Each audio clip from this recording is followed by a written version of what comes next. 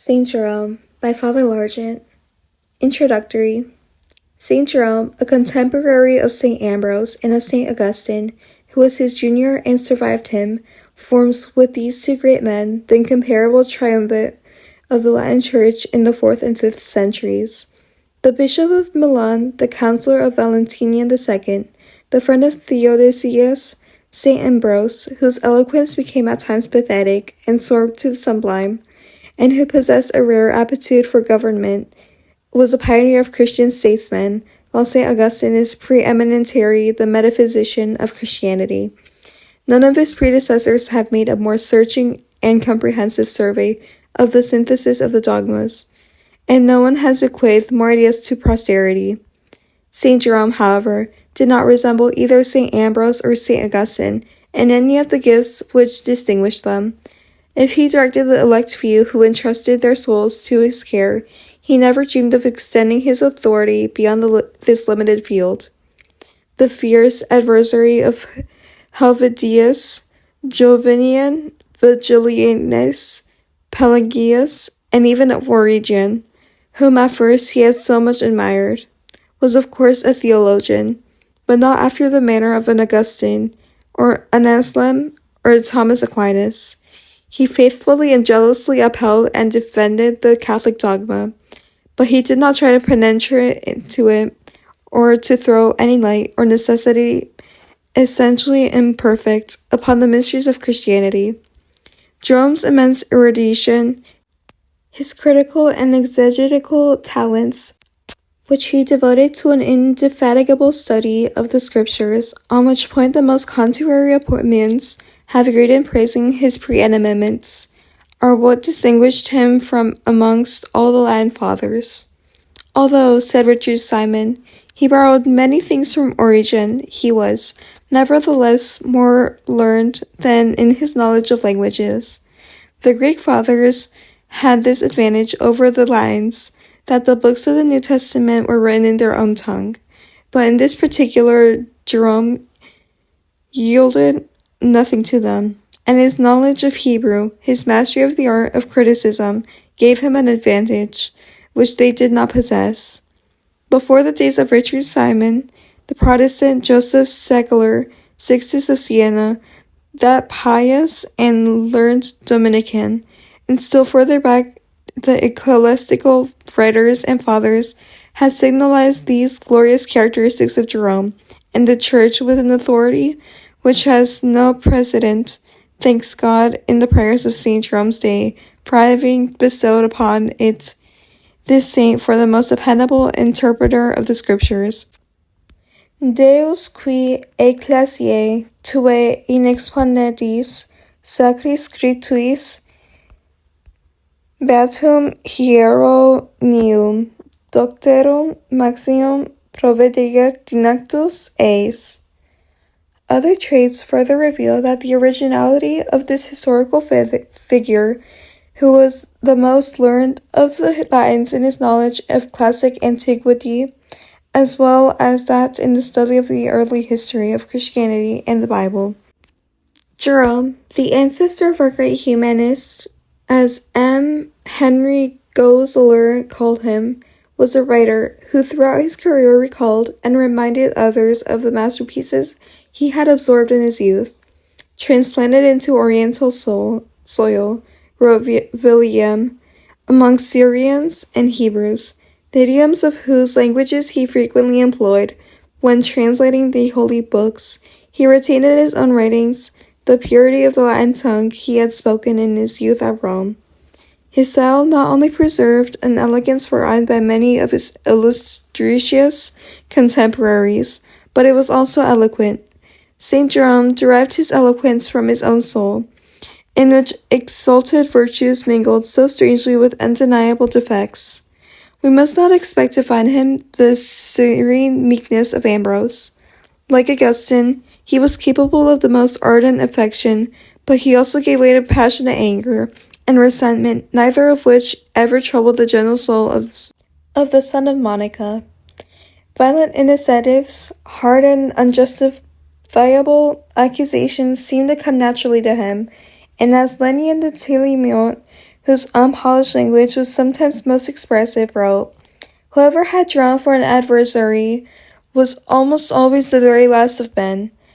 Notwithstanding these defects of character, notwithstanding the mistakes of which they occasioned, in spite of the error in judgment which led Jerome to join Theophilus of Alexandria in a deplorable campaign against St. John Chrysostom, the hermit of Bethlehem, left in the church a saintly fame which has descended through 14 centuries. The memory of his priceless works, inspired by his passion for truth, and of the penances with which he reduced his flesh by ridding his soul of importunate recollections of the past and freeing it from dangerous temptations, explain and justify the cult. Jerome's preference for a life of solitude and poverty, when he might have claimed the support of Damascus and disposed of the wealth of St. Marcella and St. Paula, and his habit of fleeing from those who would pay him homage, were, says Tillemont, a historian not always to be trusted, but with whom we can, in this instance, thoroughly agree, as characteristics of a saint alone. An ignorant and narrow conception might wrongfully confound saintliness with impeccability and incapability of erring. No doubt the saints, I speak of those whom the Church has declared or recognized to be such, all strove about after perfection, and all attained to a certain degree of it, but this does not mean that their first effort was crowned with success. They did not all escape the errors of judgment and conduct, which reveal the presence of original sin, even in the most righteous and enlightened souls, and in the mysterious workshop where they try to reproduce in themselves the likeliness of the divine image. More than one clumsy effort was abandoned, more than one rough sketch preluded the accomplishment of a final and lasting work. Another characteristic distinguished Jerome from the fathers with whom we have compared him. Ambrose confined him to the journeys which the discharge of his duties, first as perfect and later as bishops, made imperative. Neither did Augustine ever betray any tendency for travel.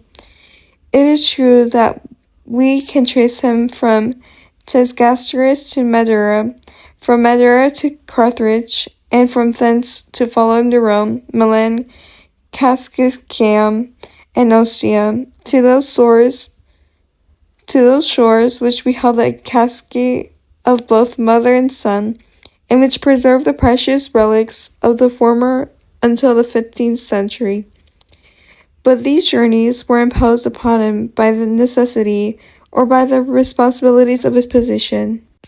Once returned to Africa, once installed in his episcopal town of Hippo, he never left it except when summoned to Carthage by the duties of his office, and he allowed his letters and works to be disseminated through the Roman Empire without him. He was completely indifferent to the spectacle of the outside world, and without neglecting either the modest flock to whom he brake the bread of the word of God, or the countless souls who eagerly sought his teachings, he lived in the presence of the eternal truths. Their horizons sufficed him, and he desired no other. Jerome, on the other hand, unlike these two great men, was born a traveler. His eager and restless imagination, his adventurous temperament, led him from the borders of Dalmatia and Pannonia, where he was born, and from Rome, where he received his literary education, to Gaul, Asia, and Egypt. The desire to learn, rather than the desire to see, made an incessant pilgrimage of one portion of his life.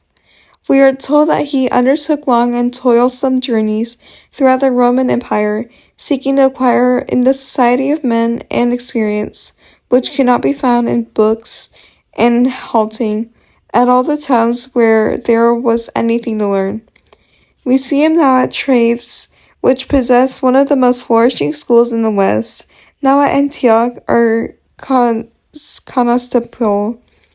He knew the three languages, Latin, Greek, and Hebrew, and if his Greek was not as thorough as his Latin, at least he knew it as well as any other Roman of his period. Jerome seems to have wished to justify his love of travel by setting the example of illustrious predecessors. We read, he wrote Polonius, that people have been known to traverse provinces, cross seas, land among strange peoples, for the sake of seeing faces to faces those whom they knew only through their works. Thus did Pythagoras visit the wise men of Memphis, thus did Plato visit Egypt, and the Archaics of Tarentum, and at the cost of the rudest hardships traveled along the shores of that portion of the Italian coast, where there was called Magna Graecia. He who in Athens was a powerful master became voluntarily a stranger and a disciple, preferring humbly to learn the thoughts of others rather than rashly and imprudently impart his own. We must not forget that the knowledge which Jerome sought before all others was that of the Holy Writ and of tradition. To quote from Valenium, this eager soul yearned to see at close range the birthplaces of religion and the summits on which its dawn first broke, and to question the teachers and anchorites of the Eastern churches. Jerome was the forerunner of all the pilgrims who have wished to begin or finish their studies of the Scriptures by a visit to the Holy Land.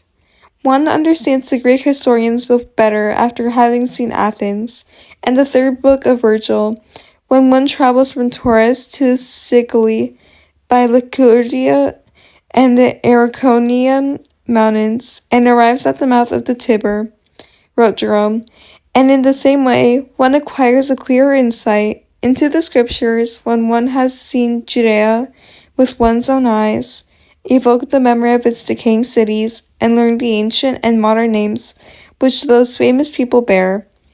Ad dominium erogum tuum, e liberamum paralopionem neum prefat. Such long and laborious researches were not fruitless. Returned for the last time to the desert and permanently established at Bethlehem, close to the holy cave, with which his memory was henceforth inconspirably connected, he continued his work, which was occasionally interrupted by public and private calamity. He writes, I was suddenly informed of the death of Famaniscus and Marcella, of the siege of Rome, and the falling asleep in Jesus, so many of my brothers and sisters in the faith. Appalled, I remained motionless, and for days and nights could think of naught but the deliverance of those dear to me. I shared in imagination the captivity of the saints. I waited before opening my lips to have more certain tidings of them. And after the light of the entire earth had been extinguished, after the power of the Roman Empire had been overthrown, or to express it better, when in the fall of a single city the whole world had perished, I kept silence in my humiliation. I left unspoken what words of comfort I might have said, and my grief burst forth afresh. My heart kindled and burned within me, whilst I meditated upon these things. I thought that I ought not to forget this sentence. An unreasonable discourse is like music during lamentation. The aged lion, however, rose again in the night, in his might, amongst the ruins which the invasion was heaping once upon another, amid the tombs into which Nepotian, Fabiola, Pananiscius, Marcella, and Justinian were lowered one by one. In spite of his grief, as surviving these dear ones, Jerome did not cease to write or dictate, and seemed to repeat, giving it a Christian interpretation, the motto of the Emperor Severus, Laboramus, death alone, to which he succumbed when over 80 years of age, relieved that interred veteran from the post of toil and battle which he had so long occupied. May those who wonder at, and are perhaps scandalized by the harshness of his language and the violence of his polemics, recall to their minds this lifetime entirely consecrated to study and to the defense of truth, which he loved with undivided devotion. Then will astonishment, tinged with distaste, give way to a feeling of tender and grateful admiration. Thank you for taking your time out of your day to listen to this audiobook. May God accompany you for the remainder of your day. God bless you guys.